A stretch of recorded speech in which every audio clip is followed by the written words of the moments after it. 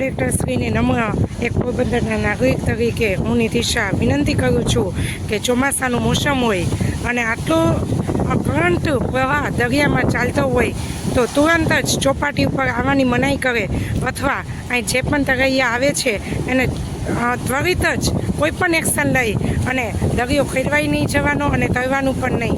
એ માટે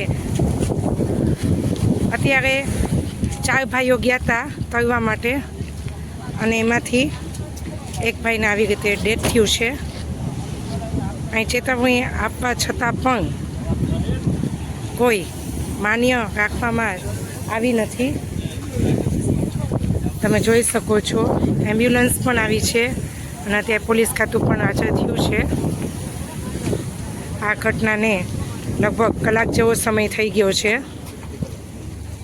તો કલેક્ટરશ્રીને નમ્ર વિનંતી કરીએ કે આ બનાવ ઉપર તરત જ નજર નાખી અને ત્વરિત એક્શન લે.